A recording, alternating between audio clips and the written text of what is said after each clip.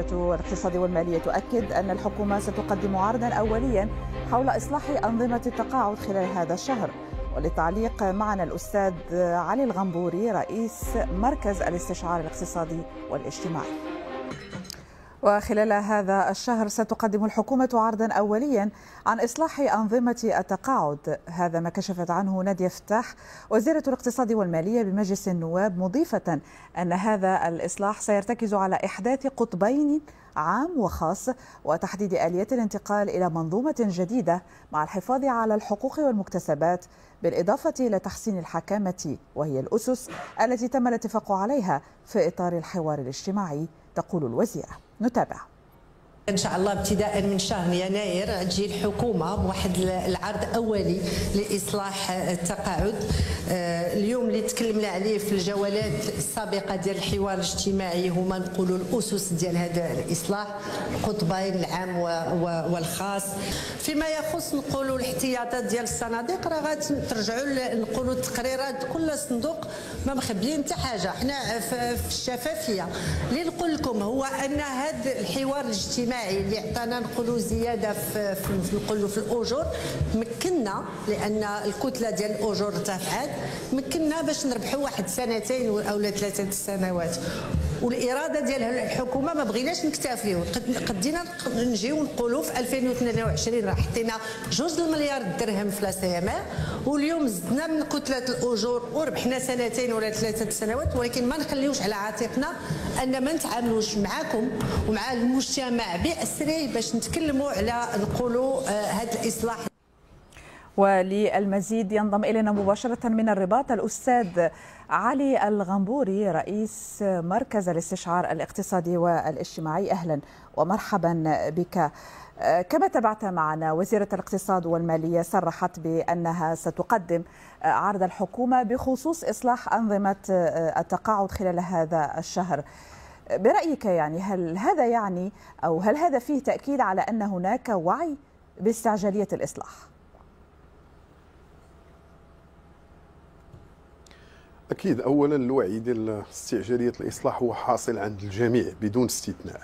اليوم ما نحتاج إلى فعل، ونحتاج إلى خارطة طريق واضحة، ونحتاج إلى إصلاح شامل للمنظومه ديال التقاعد في المغرب، لان عندنا اليوم نحن امام تحدي اللي ما بقاش يقبل اي تاجيل ولا اي تاخير فيما يتعلق بالاصلاح. عندنا سنه 2028 سيكون فيها النفاذ ديال الاحتياطيات ديال نظام المعاشات المدنيه، وبالتالي سنكون امام كارثه اجتماعيه واقتصاديه بامتياز، لان صناديق التقاعد ما كتلعبش فقط غير الدور الاجتماعي بتأدية المعاشات، وإنما اليوم صناديق التقاعد والاحتياطات ديالها هي من بين أهم الآليات التمويلية ديال المشاريع الكبرى في المغرب، باعتبار الاستثمار في السندات ديال الخزينة. وبالتالي اليوم ستكون الحكومة مضطرة، أو الدولة المغربية ستكون مضطرة في 2028 في حالة عدم وجود إصلاح إلى أنها تحط واحد 14 مليار ديال الدرهم بشكل سنوي. هذا الشيء اللي ما بقاتش اليوم المالية العمومية أمام حجم الاستثمارات وأمام حجم الطموحات. اليوم قادرة المالية العمومية أن تحمل مثل هذه النفقات ومثل هذه التداعيات. لهذا اليوم استعجالية الإصلاح ما بقاش فيها اختيار، وإنما أصبحت أمر واقع. لهذا اليوم تيتخص أنه سواء الحكومة سواء الفاعلين او المتدخلين كلهم في ملف ديال التقاعد، تيتخص انهم اليوم يوقع واحد الاتفاق حقيقي فيما يتعلق باصلاح شامل المنظومه ديال التقاعد اللي تجنبنا الاسوأ في سنه 2028. يعني في تفاصيل الاصلاح هناك الحديث طبعا عن رفع سن التقاعد، وهو ما تم يعني الاجماع يعني حوله بين الحكومه والفرقاء الاجتماعيين. هل يعد ذلك كافيا لهذا الاصلاح؟ اكيد ان الحكومه في العرض الاولي ديالها هذه واحد السنتين تقريبا كانت جابت واحد التصور نوعا ما حول الاصلاح اللي فيه واحد 3 ديال المرتكزات: الزياده في سن التقاعد يوصل ل 65 سنه، وكذلك الزياده في المبلغ ديال الاشتراكات، والنقص من المبلغ ديال المعاشات او القيمه ديال المعاشات. بالتالي الى تاملنا بشكل جيد في هذه المقترحات تتبان بان الجهه الوحيده اللي غتتحمل التبعات او لا التمويل ديال هذا الاصلاح هما فقط العاملين. وبالتالي هذا اللي كان موضوع رفض من طرف كل المتدخلين، سواء النقابات سواء العاملين، لانه ما يمكنش اليوم بعد كل ما جرى في ملف التقاعد وبعد المسؤوليات المتعدده سواء ديال الدوله سواء ديال المجموعه ديال الفاعلين على ما وصلت اليه صناديق ديال التقاعد، اليوم نتقدموا باصلاح للطرف الوحيد اللي غيتحمل التبعات او الكلفه ديال هذا الاصلاح هو العاملين. وبالتالي اعتقد ان اليوم هذا الامر سيصبح متجاوز، بحكم ان عندنا اليوم مخرجات ديال الحوار الاجتماعي اللي اكدت لنا على 3 ديال المبادئ الاساسيه او 3 الاسس اساسيه كما جاء في التصريح ديال السيده الوزيره.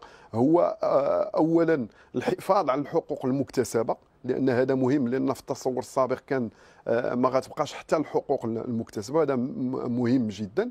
كاينه مساله الحكمه ومساله كذلك الثالثه هي النظام ديال القطبين. بالتالي اعتقد انه اليوم بدات كتبلور قناعه اخرى ديال الاتجاه نحو التوافق بشكل كبير على واحد الاصلاح اللي يكون فيه الجميع يتحمل مسؤوليته، سواء العاملين سواء الدوله سواء أرباب العمل، لأن هذا هو ما نحتاجه اليوم.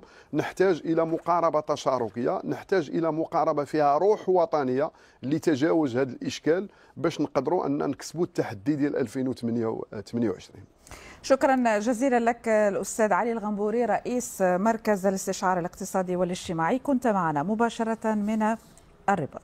أعلن إصلاح أنظمة التقاعد للسيدات والسادة النواب المحترمين من الفريق الاشتراكي المعارضة الاتحادية. تفضلي السيدة النائبة المحترمة، تفضلي. الرئيس السيدة الوزيرة عن إصلاح صناديق التقاعد والجدول الزمنية لجلسات الحوار الاجتماعي نسائلكم. جواب السيدة الوزيرة. شكرا السيدة النائبة. حان الوقت والجدول الزمنيه هي ان شاء الله ابتداء من شهر يناير تجي الحكومه بواحد العرض اولي لاصلاح التقاعد. اليوم اللي تكلمنا عليه في الجولات السابقه ديال الحوار الاجتماعي هما نقولوا الاسس ديال هذا الاصلاح، القطبين العام والخاص، تحسين الحكامه وغيرها. كان عندنا واحد الجدوله كذلك في الحوار الاجتماعي اللي تكلمنا على نقولوا قانون الاضراب، مشكورين تم المصادقه عليه في مجلسكم الموقر. اذا هذا التزام مره اخرى امامكم باش نجيو من هنا الحوار الاجتماعي المقبل نكونوا تقدمنا في نقولوا هذا العرض اللي غتجي به الحكومه في اصلاح انظمه التقاعد. تعقيب السيده النائبه المحترمه. نتمنوا هذه المره توفيوا بالوعود ديالكم اللي